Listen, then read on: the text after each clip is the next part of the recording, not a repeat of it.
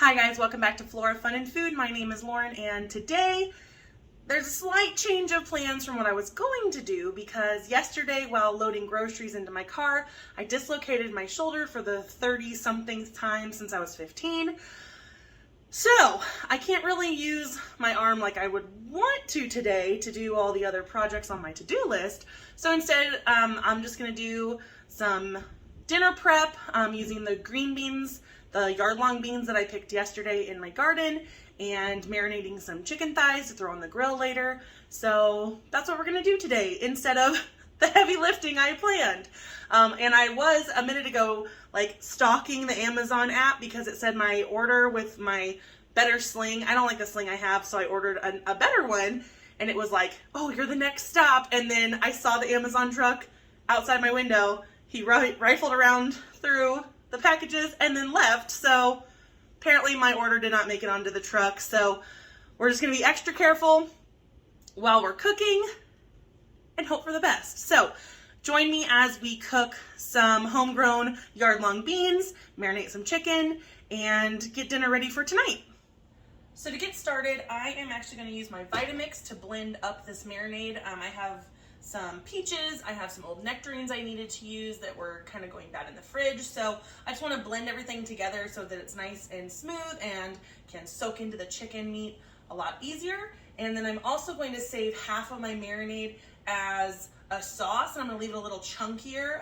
You really shouldn't use a marinade that is sat on raw meat as a sauce. Like, you shouldn't cook it down after you've taken the meat out of it, because raw meat could create that, like some bacteria and things like that, even when you cook it, it may not, kill it. So the chefs always say don't use a marinade as a sauce. So I'm going to keep mine separate so I have the same flavor and textures and all of that away from the raw meat, and we'll just cook it down to make like a sticky sauce with it.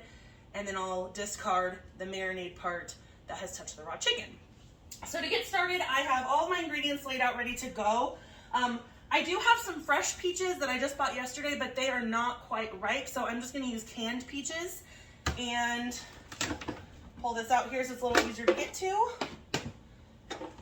Oh, and I like to use my left arm for everything. I write right-handed, but I do lots of things left-handed, so it's going to be, I'm going to have to remind myself to, kind of baby this one a little bit. So we'll get through this. I'm going to pour the whole can of peaches, syrup and all, into the blender. So there's one can. I'm going to reserve this can for my sauce. I want to keep the syrup just because it's going to add some sweetness. I'm going to add some apple cider vinegar. I'll just use the rest of what's in here. I do have another one for the sauce. Then I'm going to add in some oil. This is just olive oil. So I'm going to do kind of equal parts oil and vinegar. When you're making a marinade, you kind of want half oil, half vinegar. It's almost like a vinaigrette. There we go. I'm also going to splash in some lime juice because I just think lime and peach go together really well. This is just Santa Cruz organic lime juice. I did have some limes, but the last few that I have are a little too far gone, and I don't like the taste of overripe or, kind of rotting limes. So I'm going to use just the jarred stuff. I'm also going to splash in some soy sauce, just maybe like 2 glugs, so probably like 2 tablespoons. And same with the lime juice. I just kind of poured with my heart. Then I'm going to toss in some minced garlic, and I like a lot of garlic, so we're just going to do that, leave the rest for my sauce. And I'll have to go out in the garage and get the other container. I love this stuff. I either get it from Sam's or Costco. This is the Sam's Club one. It's easy, it's convenient. I could, cut cloves of garlic, but I don't have time for that. So I like the pre-minced stuff. It's not quite as strong in flavor as freshly chopped or minced garlic, but it does the trick. So I just add a little bit more. And lastly, I was gonna add a little bit of honey, but I do have a lot of the peach syrup in there, so I'll just do a tiny bit of honey. And this got kind of sticky. I had to microwave this, that's why it's so watery. It was completely crystallized. So if your honey crystallizes, you can still use it. You just need to throw it in the microwave for like 30 seconds and it'll re-liquefy. So I'm just gonna pour probably a teaspoon, maybe a tablespoon into there, because I'm going to add something spicy. I want to make sure that I have some sweet stuff, okay?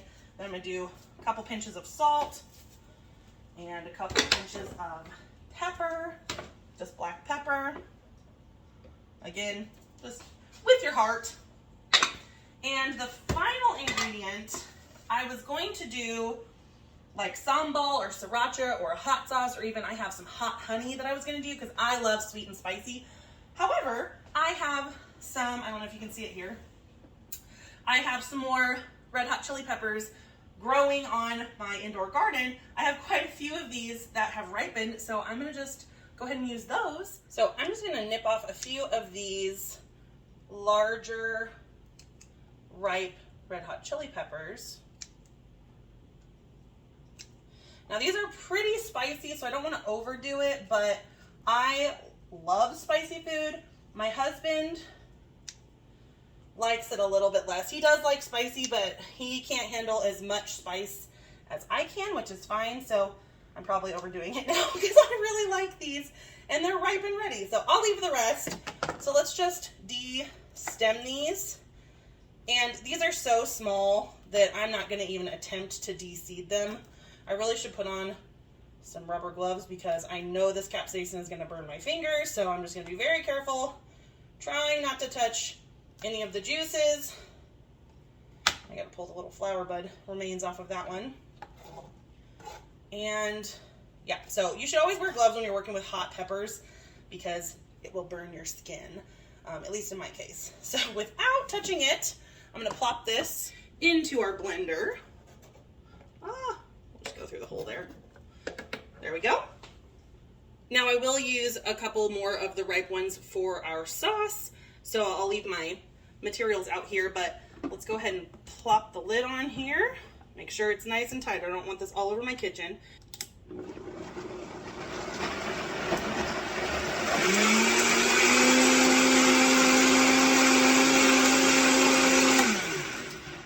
I just realized I forgot the nectarines. While I was blending, I realized I forgot my nectarines and my red onion. So let's get those chopped and thrown in there as well. These red onions are getting kind of on the ripe side here. So I'm glad I'm using these. Put everything in my compost here, and those will go out to the compost bin when I'm done. Peel this a little bit more. Ooh, yeah, it's got kind of a nasty layer here. There we go. Now it looks like a really nice red onion. And I'm just going to rough chop this into some chunks because it's going in the blender. So that one's done. Now let's see if these nectarines are even worth using or if they taste kind of old. Let's try a little piece. They don't taste bad at all. So I'm just going to cut around the pit here. Again, just rough chopping it because I know it's going to go in the blender.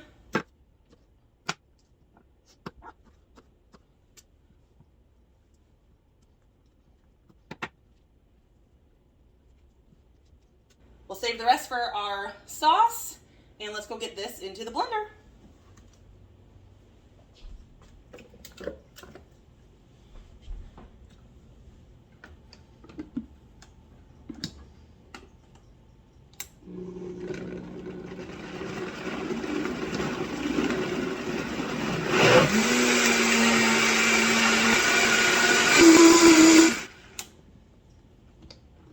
All right, now let's try it.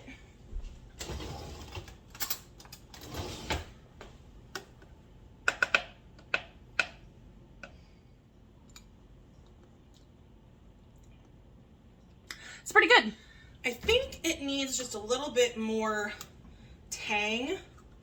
So I'm going to add in another glug or two of apple cider vinegar.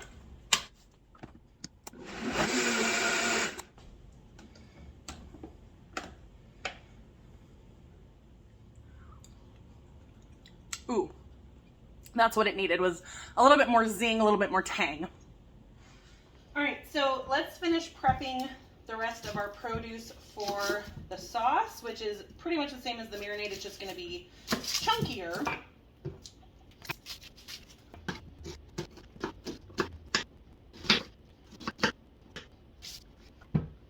I'm going to try not to mangle these as bad as I did for the blender.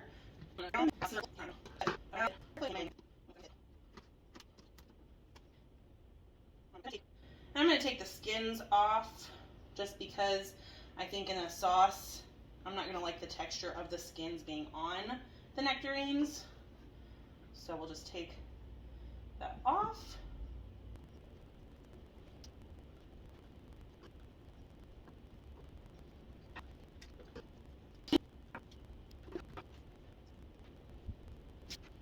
I finally got smart and peeled the nectarine before cutting it. You guys can tell I am not a professional chef. Cutting fruit is probably one of my least favorite things to do in the kitchen, and I'm going to cut a watermelon here in just a minute, but that one's not so bad. It's just messy and tedious. We're just going to kind of rough chop the nectarines so that they're fairly uniform in shape and, well, not shape, but size at least. So I'm going to throw all these in a bowl.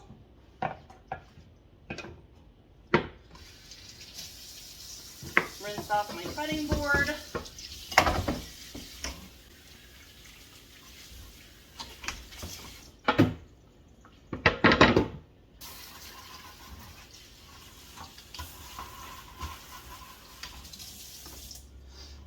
So now my plan is to prep these yard-long beans. Some of them are pretty old, and so I'm probably not going to use these.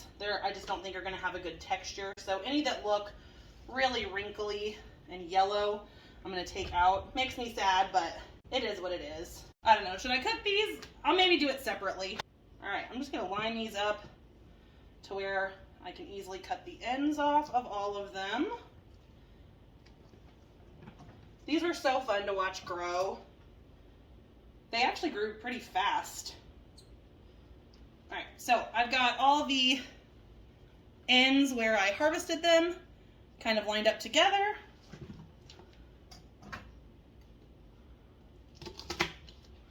I'm going to chop the ends off, compost them, and then I'm just going to cut them into kind of like green bean, French bean sized pieces. And then any that are left at the end, I'll just kind of chop to make match. Some will just be a little longer. Maybe these 2 or 3 I'll cut in half. There we go.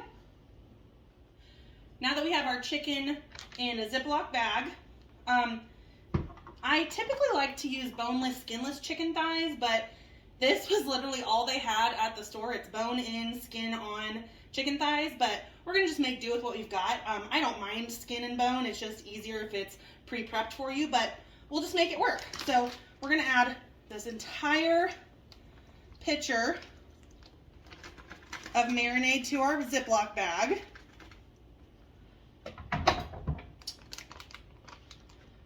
And squeeze it nice and tight. And I'm going to squeeze the air out as best I can without making a mess. Make sure it's sealed. And then I'm going to give it a good kind of massage to make sure all of the pieces get marinated. And I'm going to throw this in the fridge until it is time to throw it on the grill for dinner. I'm going to go ahead and add the rest of our garlic to my bowl of nectarines and red onions. I'm also going to add our splash of lime juice just to help the onions and peaches from oxidizing or turning brown.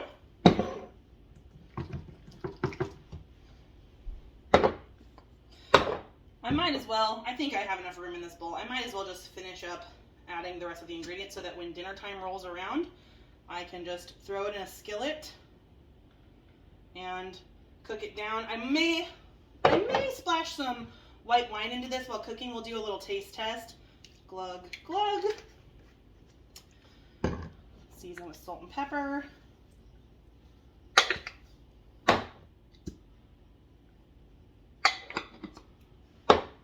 Do our oil. Pretty hefty amount of oil. The vinegar also would keep the onions and peaches, or nectarines I should say, from oxidizing, so I could have done that as well. And I'm just going to add in these peaches because I have room. Ooh, barely.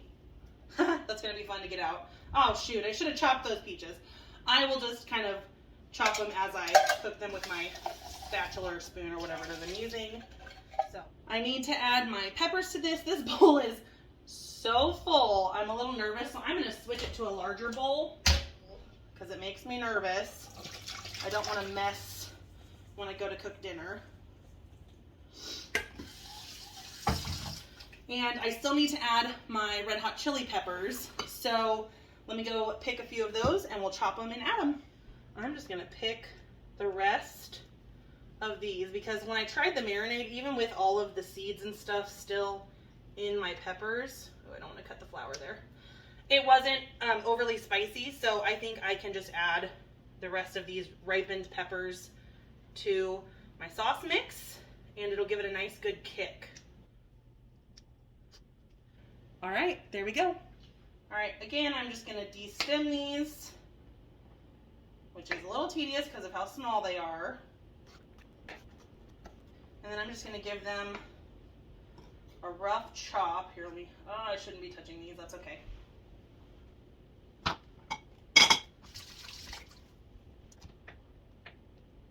Ooh, these are hard to work with because they're so small. And we'll add those in to our sauce mix. Let's wash all that capsaicin off my hands. Hopefully, just remind myself not to touch my eyes. And by making this sauce ahead of time, it's going to let the spices and the flavors and the onions and the peaches and the nectarines all kind of marinate together on their own and just kind of bring out those flavors. So I prefer, if you're going to make a sauce with a lot of ingredients, give it time to just kind of get those flavors out and it'll be so much better in the long run. So now I'm going to cover my sauce ingredients with saran wrap and stick it in the fridge. I also threw my beans in a bowl and I'm going to throw those in the fridge just until dinner time. Then the prep work is pretty much done. We just have to throw this in a skillet and kind of cook it down. I may end up splashing some white wine in there. We'll see how the taste kind of goes. These, I haven't quite decided how I'm going to prepare them. And I may chop up a white onion to just kind of saute these with oil, salt, and pepper and just make it kind of simple. But I'll just kind of decide as I wait for dinner time to roll around. I may find a better recipe or something, but I think I just want to keep it simple so I can enjoy the flavor and texture of these yard-long beans. Now that I have everything in the fridge, I have my kitchen pretty much cleaned up, I'm going to go ahead and slice up this watermelon to have with dinner. I think it'll just pair nicely with kind of the fruity flavors we're going with. So I like to cut up a whole watermelon at a time and put it in this giant Tupperware container that I bought. Now, don't judge how I do my watermelon. I don't know if this is the right way, but like I said, I am not a chef. I'm just a home cook.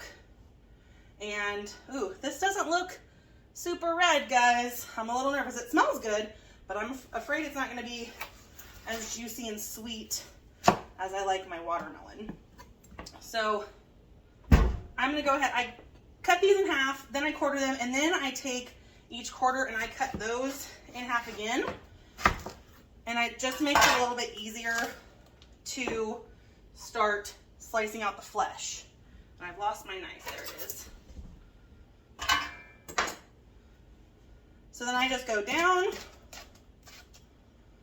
and then I go across. Woo. Then I go through the middle. I like big chunks of watermelon, and then I slice the remainder out of the rind. And I put my rinds all together ready for the compost. So Some of these are really big chunks, but I don't mind that. So I'm more of a get it done quickly. So you can see they're not very uniform in size, but it does not bother me one bit. So I don't always go in the same order of how I cut these. It's just kind of haphazard. And I dropped it on the floor, and if my dog were here, he would eat it, but he is at doggy boot camp right now, and hopefully I'll get to kind of update you guys on that when it is kind of all said and done, but that's a story for another time. Now these rinds, I have heard that you can use the white part of the rind and pickle them. I've never tried it, and I don't think that I'll have time this week to dive into that, but eventually someday I would like to pickle some watermelon rind just to kind of see how it tastes. But for now, we'll just do fresh watermelon and call it good. Let's go ahead and give this a try and see if that was all for nothing. It's not the best watermelon I've had, but it's definitely edible. It's still kind of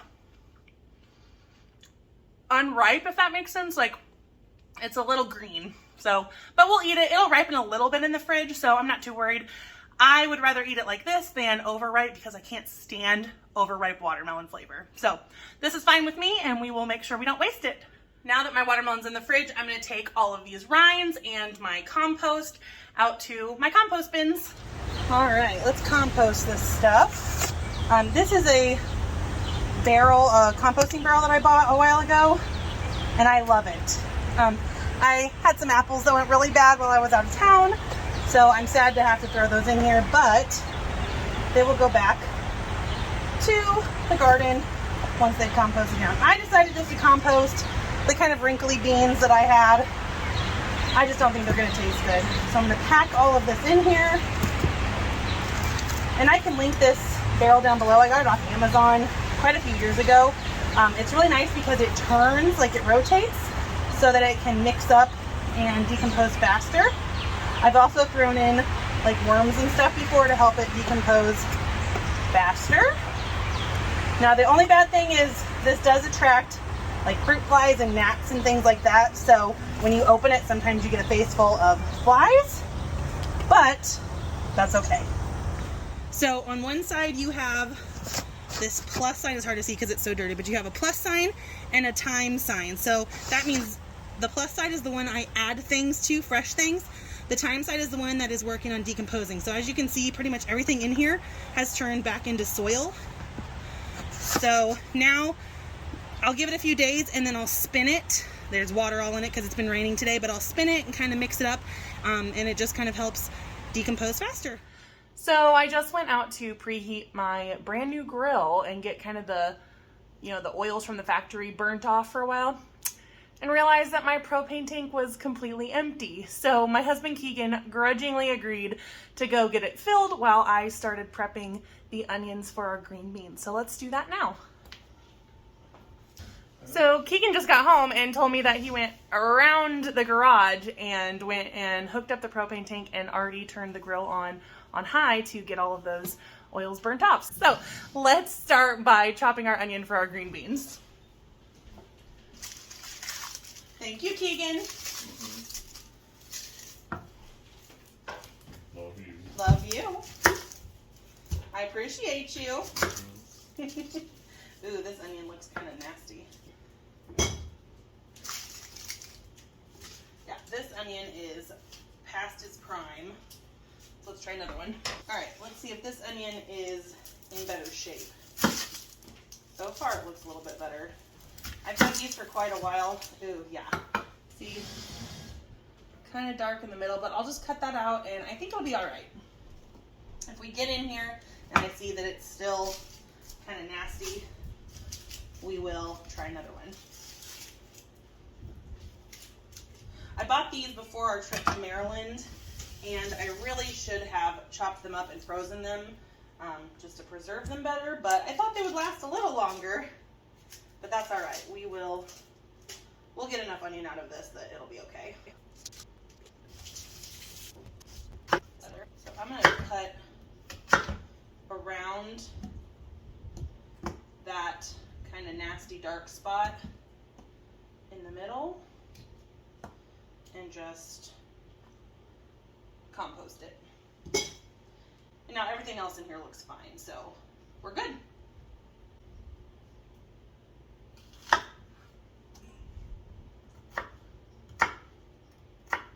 There we go. So nice and thin slices, long slices.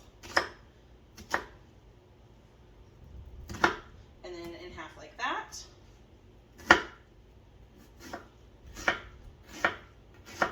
I love these knives. These are a knife set that we got for our wedding, like exactly almost 5 years ago. They're Shun brand and they stay so sharp. We have not sharpened them in 5 years and they still cut like butter. So I highly recommend, if you're looking for a nice set of kitchen knives, look into Shun. We even got the lowest like line and it's still fantastically sharp. It doesn't rust. They're awesome. So we've got our green beans and our onions prepped. So the grill has been preheating for about 10 minutes now. And so I think it's hot enough. It says it's like 500 degrees. So I think it's hot enough that the factory oils have burned off. So I'm going to give it a good scrub down and then we're going to add our chicken.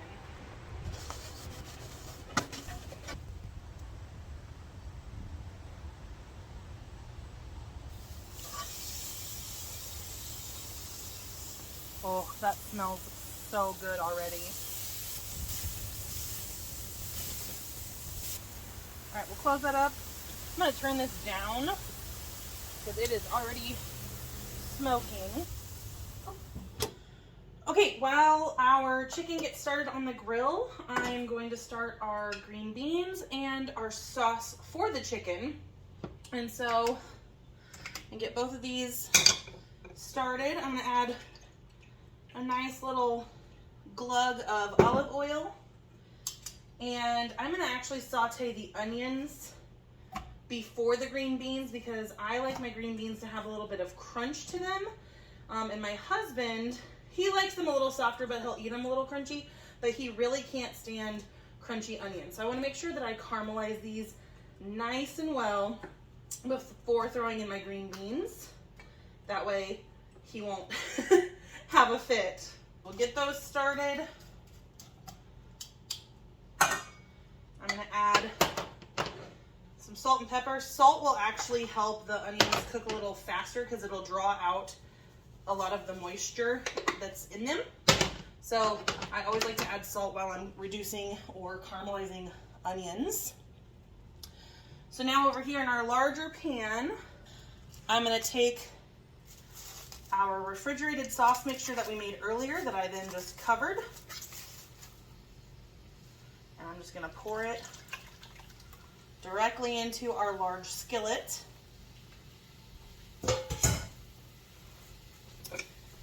And right now, I'm going to go ahead and just chop these canned peaches that I forgot to chop when I poured them in here. Oh yeah, they cut really easily with this wooden spatula, so it's no big deal. Just give them a rough chop so that they're a little smaller. There we go, that's better. Perfect. Okay, we're just gonna let this start getting hot and start simmering, and then we will reduce it down to where it's just kind of a sticky sauce that we can pour over the top of our chicken. Ooh, it is really smoking. I'm going to go ahead and flip these, and they are a little stuck, so I hope I didn't burn them. Ah, no, we're good.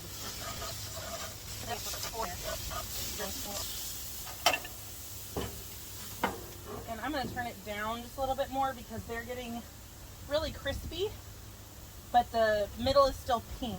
So I'm going to make sure that I check this with a meat thermometer before taking them off. But I don't want them to burn on the outside and still be raw on the inside, so I just turned it down. It was at 300 and it's already dipping, so I think we're good now. So let's go check on our veggies. All right, this is already starting to simmer, which is good. I hear those onions sizzling.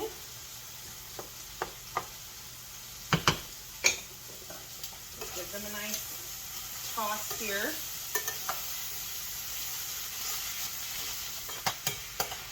Now I'm going to cook these until they are pretty much translucent. They're starting to get there, as you can kind of see here. But I want them a lot more translucent than this before I add in the green beans. So we're going to give them some more time to just sit here and saute. When the liquid in this starts to evaporate a little bit more, we risk burning it because it's going to get stickier and there's less liquid. So we just want to make sure that we are stirring this, and when it starts to thicken up, we're going to turn the heat down. And that's maybe when we'll add our splash of white wine if we decide it needs it. I may also add in some cornstarch and cold water to thicken it up, just to have a nice thick sauce for our chicken. I think I'm going to go ahead and add some white wine to our onions. I think that'll add a really nice flavor, and while I've got it open, I might as well add some to here. So glug in there, and I'll just stick this in the fridge for cooking later. All right, I brought my meat thermometer out because we want to make sure that our chicken is at 165. Let's just get an idea where we're at. We're at about 112. Ooh, that one's hotter. 126, 27. About 117, 129. This was the one that was hot in the back. Yeah, 140-ish, 130-ish, and ooh, 148. Wow, so that really tells me kind of where the hot spots are on this grill. Like I said, this is the first time using this since I got it from my parents for Christmas, and so I haven't quite learned the temperature ranges yet. So I'm just going to flip the front and the back pieces of chicken. All right, let's just let this cook for a little longer. All right, we're starting to reduce somewhat. Still have a long way to go before it's nice and thick and sticky. Let that keep going. Check on our onions. Oh yeah. Oh, these look good. Okay. These are pretty much translucent. You can see that. And they'll cook a little bit more as the green beans cook. So I'm going to go ahead and add those in.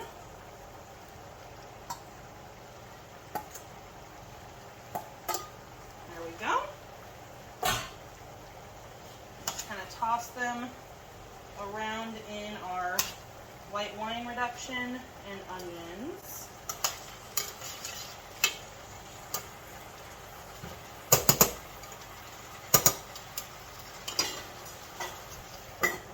There we go.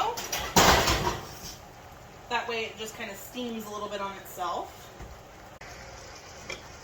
All right, this has really reduced pretty nicely, so I am going to turn the heat down. Check on our green beans here. Oh, those look so nice and green. Wow. I think I'm actually going to turn the heat off and just let it stay nice and warm. I'm going to leave it uncovered. I'll let this continue simmering while I go check the chicken one more time. When I come in, I will reduce the heat and add a little bit of cornstarch and water, and we should be about done. All right, let's check on our chicken. It looks good.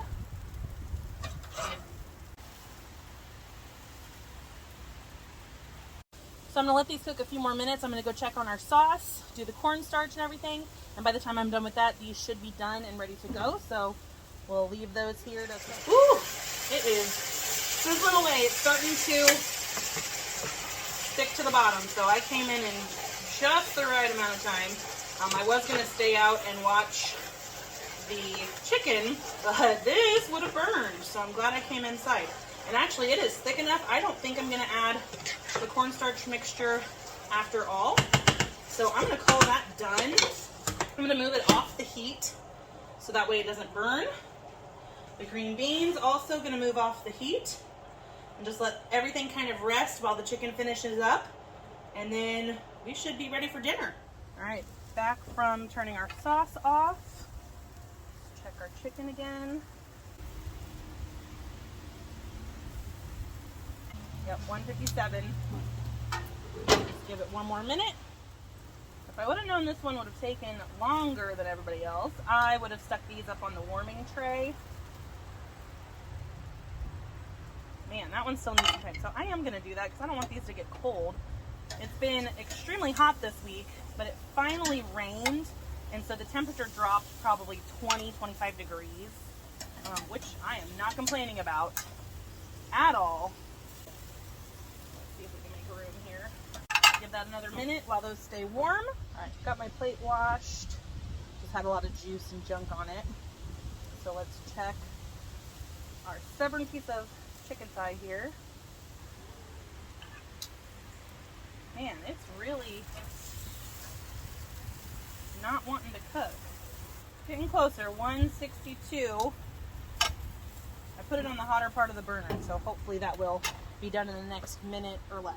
All right, hopefully this is the last time.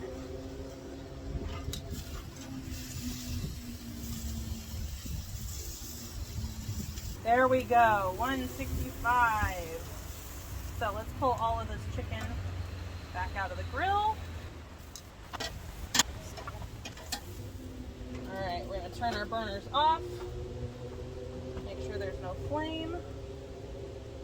Looks good. Turn our propane off. There we go. All right, let's dish up dinner.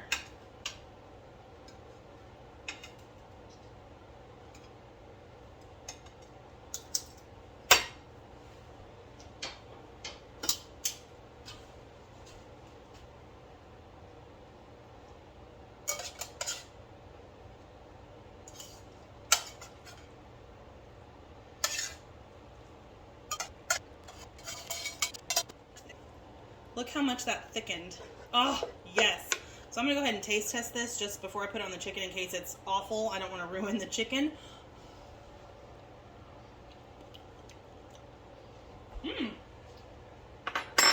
Ooh. It's definitely got a kick to it. I like it. Put a little on there. A little on there.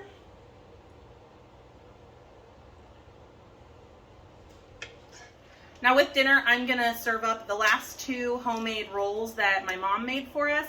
We will do a recipe for this because they are to die for. They're so good. So hopefully sometime soon she and I can do a video together of her making these rolls. So we have two left, which is perfect for dinner tonight. So here we go. I just warmed these rolls up in the microwave for a few seconds. Ooh, they're hot. So I'm gonna cut them open and butter them.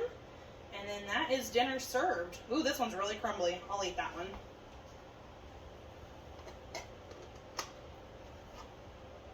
Throw some butter on it. Whoops.